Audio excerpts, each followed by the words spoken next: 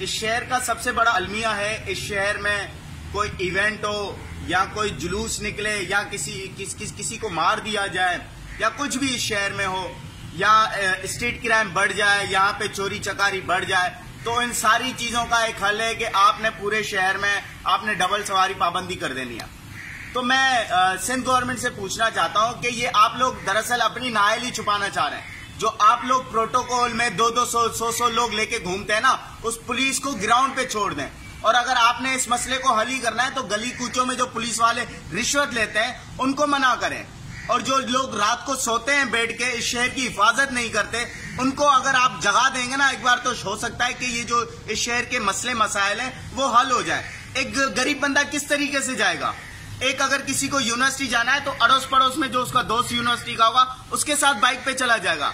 यहाँ पे सबसे ज्यादा जो गरीब तबका है, मिडिल क्लास तबका है, वो बाइक पे ट्रेवल करता है। और आप लोगों ने उसी चीज को बंद कर देना है। भाई आप अपनी नाअहली क्यों छुपा रहे हो? आप क्यों नहीं ग्राउंड पे आप लोगों को बैठ के कह रहे हो कि भाई आप जॉब क्यों नहीं सही से कर रहे?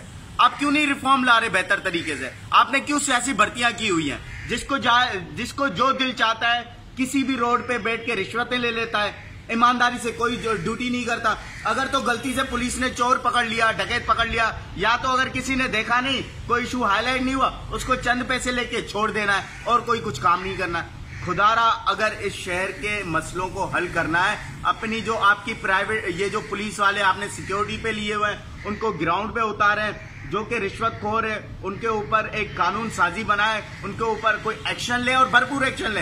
1000 बार दिखाया गया है कि ये लोग करप्ट हैं, उनको बस 4 दिन छुट्टी पे दिया जाता है, 5वें दिन उसको दोबारा जॉब पे रखा जाता है। कोई शर्म का मुकाम है यार। ये शहर की आवाम कहाँ जाएगी?